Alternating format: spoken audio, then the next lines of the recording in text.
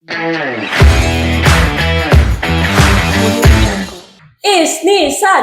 Ohayo minasan. Selamat datang di HiPod Podcast yang membahas terkait seputar Jepang. Kembali lagi bersama saya Tia dan Saya Ardian, panggil saya Ardi.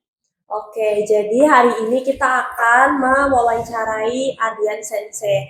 Jadi informasi sebelumnya, Ardian Sensei ini adalah seorang guru yang mengajar di LPK High Club. Nah, kebetulan beliau ini baru kembali dari Jepang, guys. Jadi fresh banget dari Jepang. Itulah kenapa kita hari ini berkesempatan untuk mewawancarai beliau.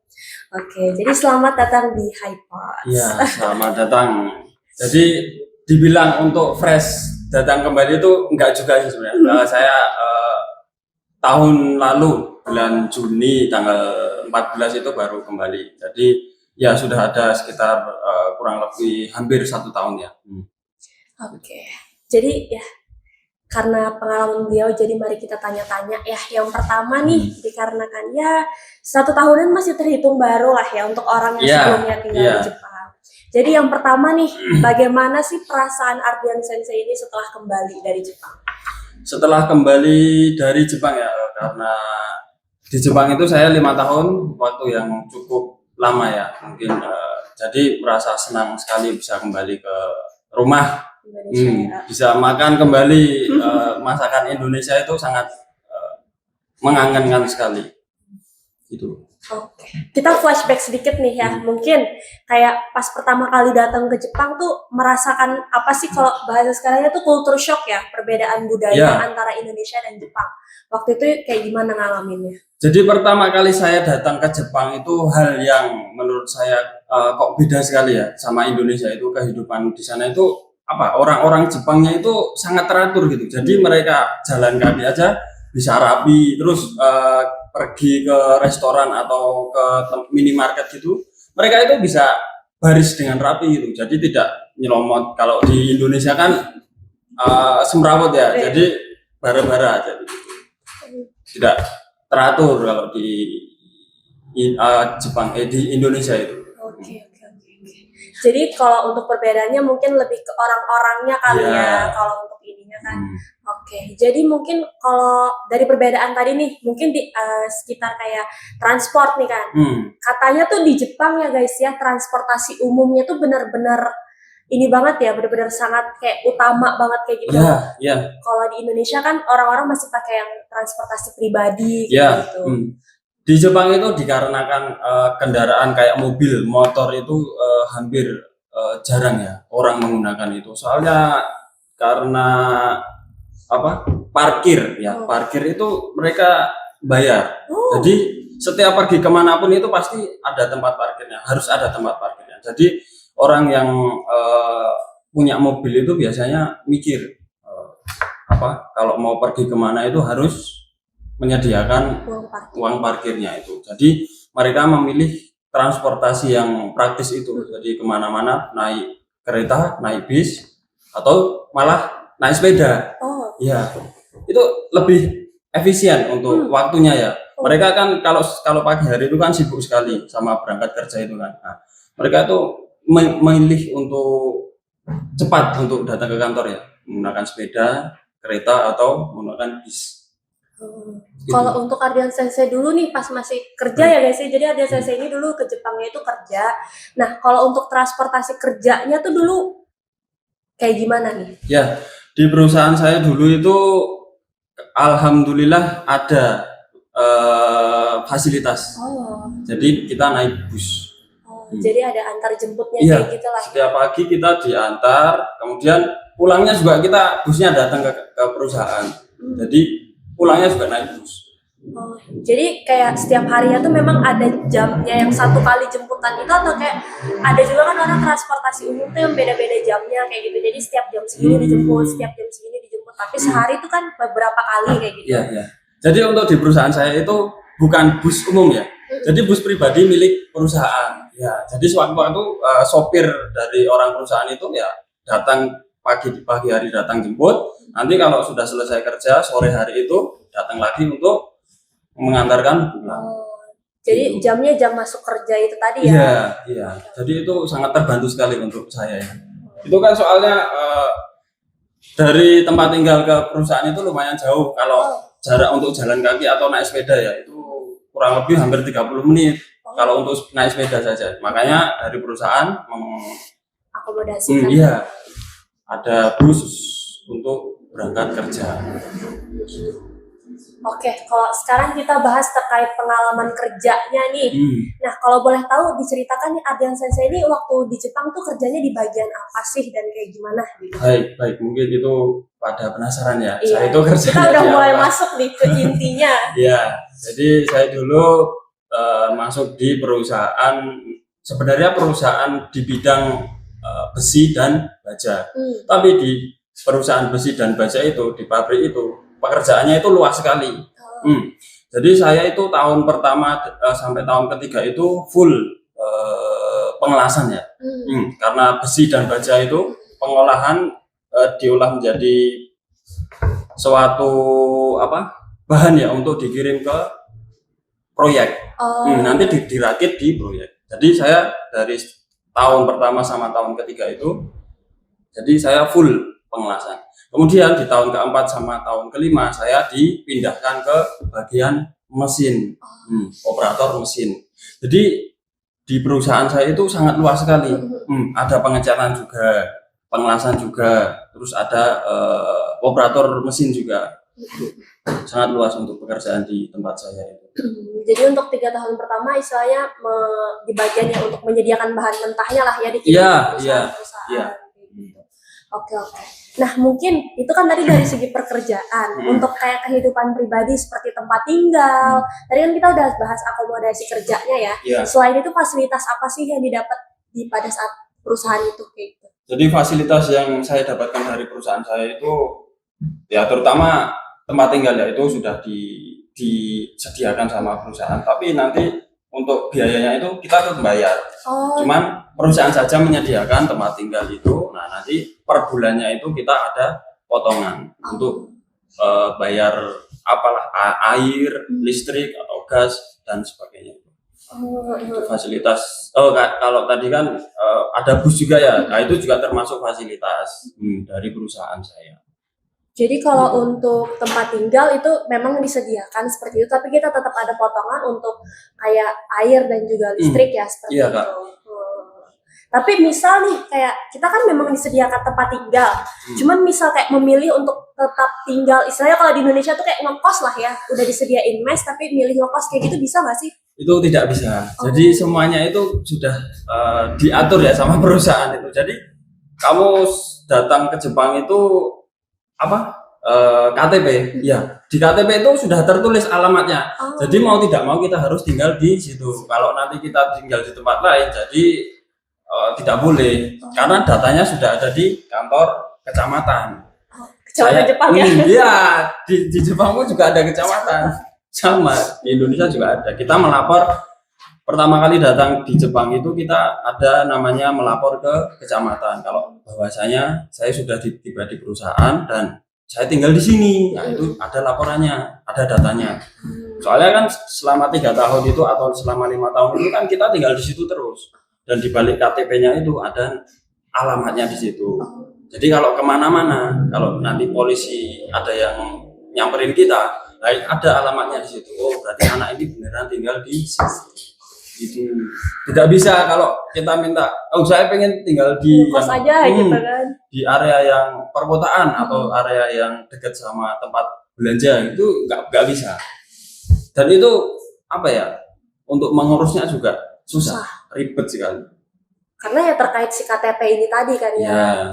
Kita harus ngulang dari awal lagi untuk pindah, dan itu untuk pindah itu juga susah karena ya kita harus mengurus ke kantor lagi tadi. Karena ya termasuk WNA juga kan ya, bukan orang asli Jepang.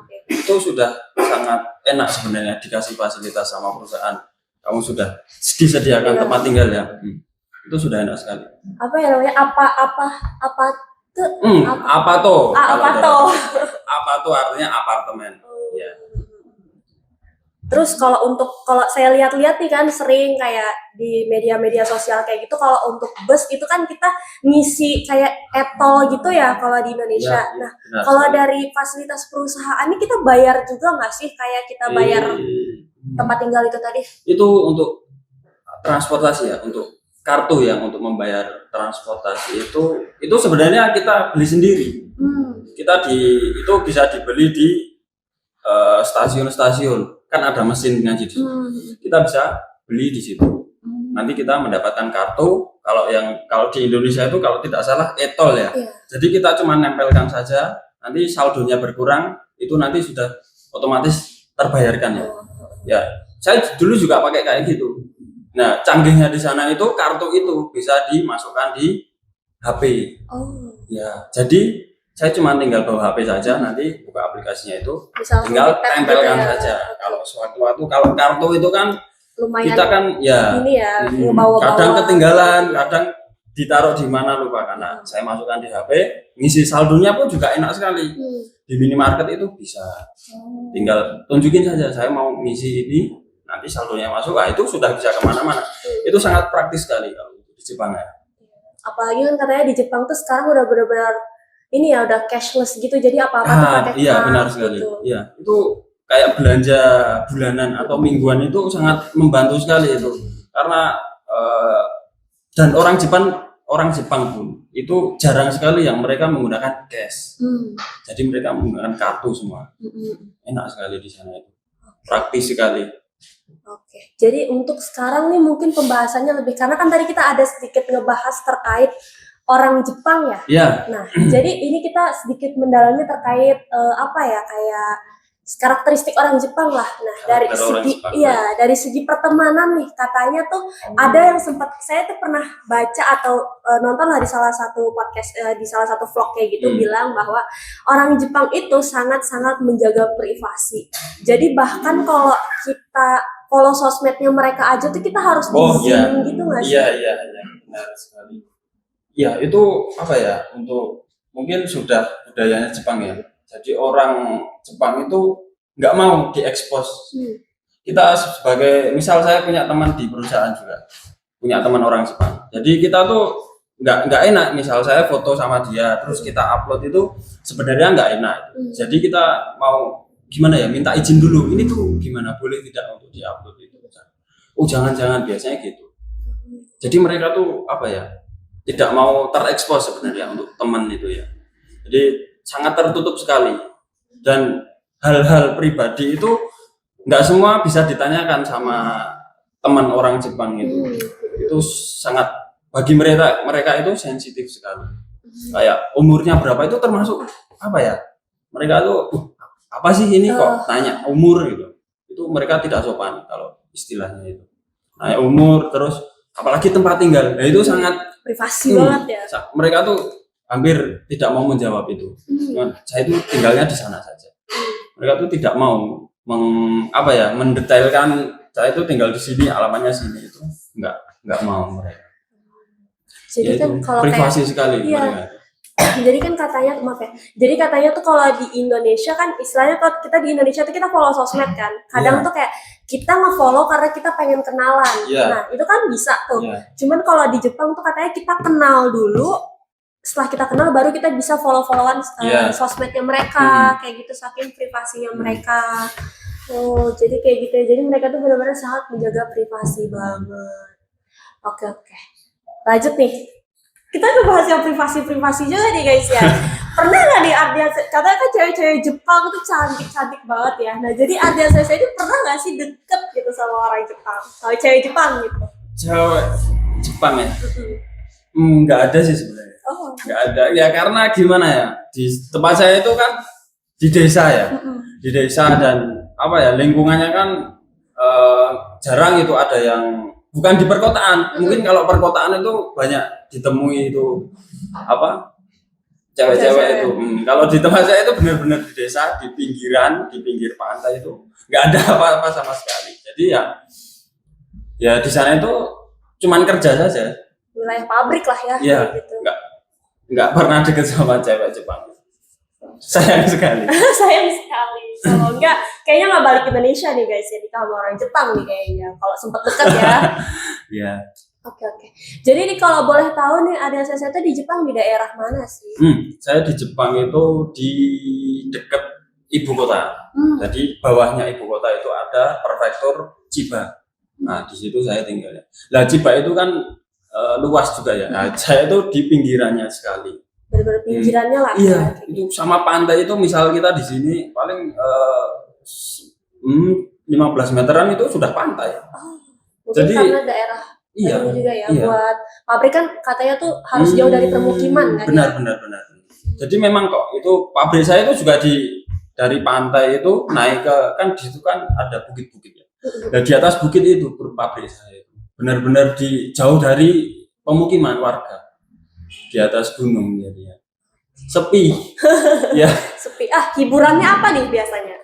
Kalau di tempat saya ya paling kalau pulang sore itu ya karena dekat pantai itu ya itu cuman sepedaan saja di pantai itu main bola di taman sama teman-teman apartemen kan. Anak pantai banget guys ya. Tapi sering nggak sih kayak main ke kota kayak gitu kayak di daerah yang padat penduduk? Iya. Karena dari ibu kota itu cuman 1,5 jam ya tempat saya itu. Itu kalau hari Minggu mungkin hari Minggu kan biasanya libur, nah itu bisa main ke sana menghilangkan stres sebenarnya kalau main itu. Daripada lihat mesin mulu ya guys ya, lihat cewek lah kayak gitu. Karena di Jepang itu ya full kerja, adanya cuma kerja. Ya itu tadi di Jepang itu gila kerja kalau orang-orang bilang itu memang benar itu di Jepang itu orang-orangnya itu gila kerja, ngeri sekali. Terus kalau untuk kehidupan di Jepang nih kan mata uang kita udah beda ya jelas kayak gitu. Dan kebetulan mata uang Jepang itu kan lebih tinggi daripada rupiah nih. Ya itu. Nah jadi kalau untuk kalian saya sendiri nih pada saat di Jepang budgetingnya kayak gimana sih? Maksudnya kayak setelah kan pasti bisa membedakan antara budgeting pada saat di Indonesia dan juga saat di Jepang. Apalagi abis ini kan balik ke Indonesia lagi kan. Nah jadi kan pasti ada perbedaan nih. Apakah di Jepang itu akan kalau lebih tinggi ya pastilah ya guys ya karena penghasilan kan juga beda ya.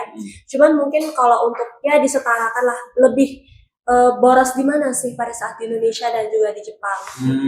Baik. Jadi kalau untuk borosnya ya itu di Jepang itu gajinya bisa dibilang di atasnya Indonesia ya.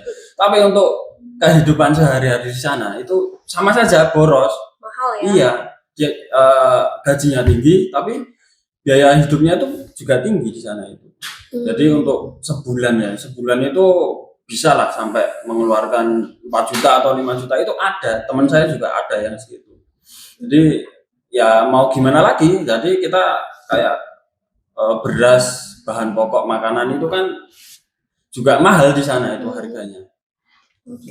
Untuk perbedaan ya itu di Indonesia sama Jepang itu sama saja sebenarnya.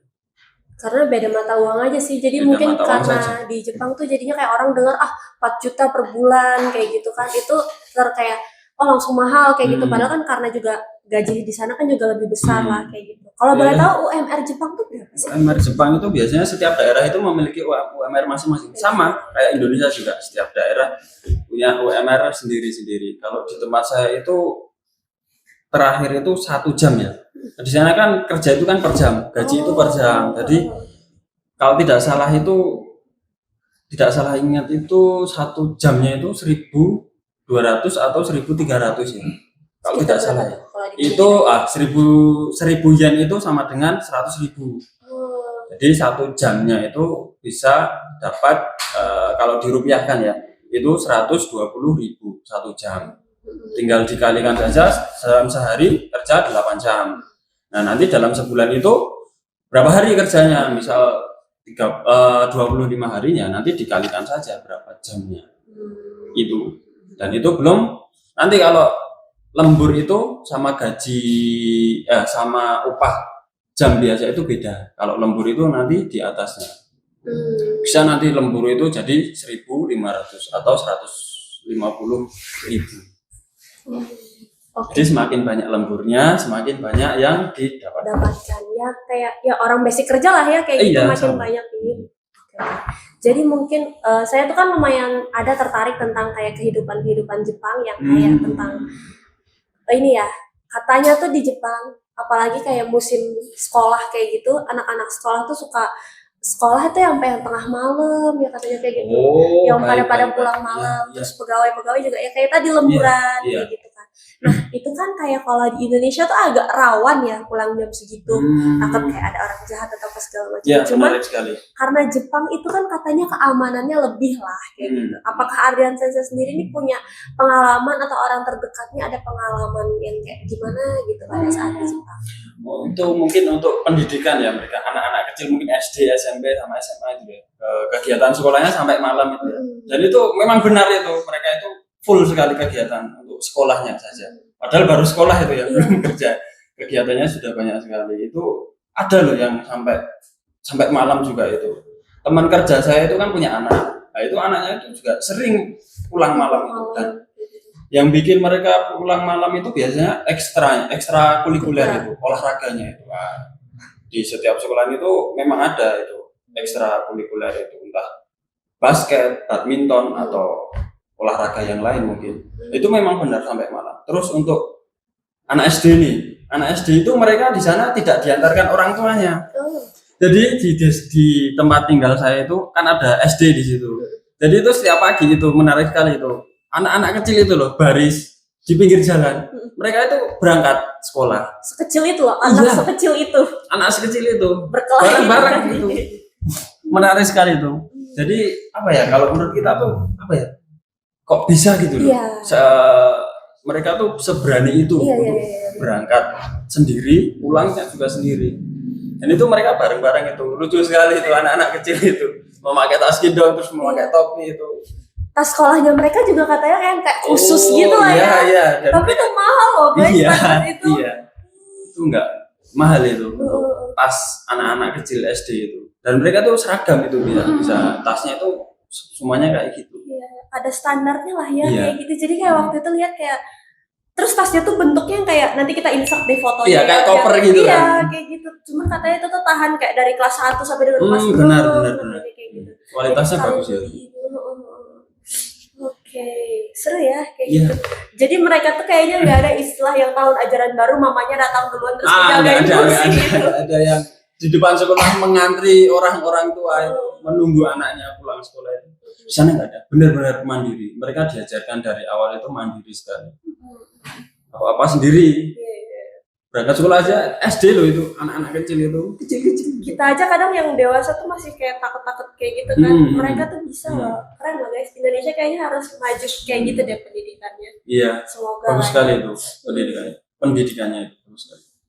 Terus mungkin sekarang tuh terkait apa ya, kemajuan perbedaan spesifik. Kalau yang dari saya lihat itu di Jepang katanya beberapa kali kan ada vlog-vlog orang Jepang kayak gitu, cara mereka buang sampah. Itu menarik loh guys, cara mereka buang sampah tuh benar-benar disortir satu-satu gitu. Itu gimana tuh? Itu ya, buang sampah ya. Mereka tuh di Jepang itu ada aturannya, tidak sembarangan. Kalau di Indonesia kan apa saja dikumpulin, dimasukkan plastik, diikat, sudah beres. Ya, kalau di Jepang itu tidak ada kayak gitu. Jadi Jepang itu mempunyai aturan.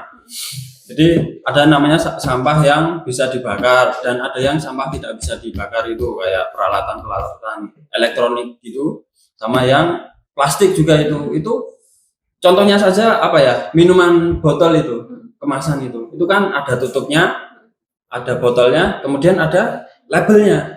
Nah itu harus dipisahkan, dipretelin guys. Luar biasa kan mereka. Iya, satu-satu ini masuk di mana, yang plastik masuk di mana, yang botol masuk di mana. Nah itu sampai segitunya loh buang sampah itu. Tertata sekali kehidupan di sana. Makanya bersih sekali Jepang itu. Terus kayak misal nih kayak ada komputer rusak lah atau nggak kepake kayak gitu, itu katanya dibuang tuh kita bayar. Iya benar sekali. Jadi saya juga waktu di Jepang itu mikir-mikir mau beli apa yang kira-kiranya nggak bakal dibawa pulang ke Indonesia kan. Elektronik itu kalau rusak atau mau dibuang kita harus mengeluarkan uang untuk membayarnya. Nah itu. Jadi kalau rusak beli barang tuh bukan mikirin ininya, bukan mikirin harga barang ya, tapi lebih mikirin untuk nanti membuangnya gimana, karena bayar itu.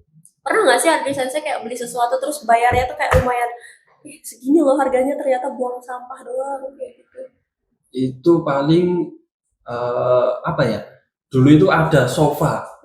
Beli sofa dia di Jepang. Bukan saya sebenarnya. kirain. Jadi fasilitas di apartemen kan mau dibuang itu ternyata mau buang itu harus keluarin duit mungkin sekitar 1 juta atau 2 juta. Itu kan karena sudah rusak, kita tuh pengen beli yang baru, tapi syaratnya itu harus dibuang dulu. Nah, mau buang kan tanya-tanya kan, oh ternyata mau buang aja harus mengeluarkan duit segitu, jadi ya udah nggak jadi. Mahal ya buang sampah tuh iya kayak kita mau beli sesuatu yang baru malah kita mikirin biaya buang sampahnya. Oh. Jadi kalau di sana itu mending beli barang bekas. Ya daripada baru ya. Sama saja kok. Dari kelebihan barang bekas itu barangnya masih bagus dan harganya pun murah gitu. Itu untuk barang bekas ya. Saya tuh sering sekali pergi ke tempat barang-barang bekas itu. Nge-thrift ya. Thriftnya mereka tuh kayak lucu gitu ya, kayak ada thrift iPhone kayak gitu-gitu, barang-barang kamera sih paling sering ya orang-orang tuh. Jadi mereka tuh dari satu toko ya, misal satu toko thrifting itu tuh sudah lengkap apa saja di situ, buku ada, elektronik ada, pakaian ada, olahraga juga ada, semuanya itu lengkap di situ. Mainan itu ada di sana. Oke, lanjut nih. Mungkin selanjutnya tuh lebih kayak ke pribadinya Ardi Sensei ya. Apa sih hal yang paling disukai dari Jepang? Apa ya? Mungkin setiap orang tuh beda-beda ya. Kalau saya itu Jepang itu negaranya bersih, terus lingkungannya bersih juga, dan pemandangannya juga bersih, indah itu, bagus sekali di sana. Jadi kita pergi keluar itu melihat bukit-bukit, pantai itu sudah kayak stresnya hilang gitu. Jadi sudah itu. Terus apa ya? Orang-orangnya juga sih, dari mereka tertata untuk sadar untuk antri gitu loh, jadi tidak sembarangan. Terus ketika naik eskalator ya, itu mereka tuh punya aturan, jadi harus yang tidak terburu-buru itu mereka di sisi kiri. Nah nanti kalau yang di sebelah kanan itu dikosongkan untuk orang-orang yang jalur cepat. Jadi itu mungkin mereka ada aturannya juga. Lebih kayak ke sumber daya manusianya lah ya kayak gitu. Oke, itu tadi guys pengalaman dari Ardi Sensei. Terima kasih.